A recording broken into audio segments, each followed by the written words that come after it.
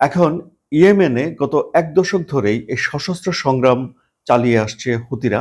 তারা হুতি বিদ্রোহী নামেই বিশ্বজুড়ে পরিচিত এবং ইয়েমেনের বেশিরভাগ অঞ্চল তাদের নিয়ন্ত্রণে রয়েছে, কিন্তু আন্তর্জাতিকভাবে স্বীকৃত সরকার তাদের নয়। অর্থাৎ ইয়েমেনে যদিও তাদের নিয়ন্ত্রণ বেশি, কিন্তু তাদেরকে সরকার হিসেবে আন্তর্জাতিক বিশ্ব মেনে নেয়নি।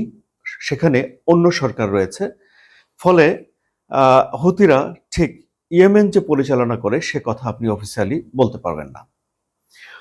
হুতিদের এত শক্তি কোথা থেকে আসে?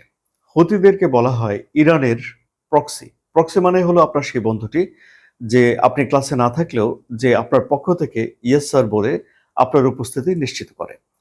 ইয়েমেনের হুতি বিদ্রোহী, লেবাননের হিজবুল্লাহ এবং ফিলিস্তিনের হামাস, তাদের সবাইকে বলা হয়ে থাকে যে ইরানের প্রক্সি। মানে তাদের সবাইকে ইরান সহায়তা করে, সাপোর্ট দেয়, ট্রেন করে, ইত্যাদি ইত্যাদি। এখন যুক্তরাষ্ট্র হালকা করে ইরানকেও একটা থ্রেট দিয়ে রেখেছে যে এ ধরনের পরিস্থিতি যদি চলতে থাকে তাহলে ইরানকেও ছেড়ে দেওয়া হবে না।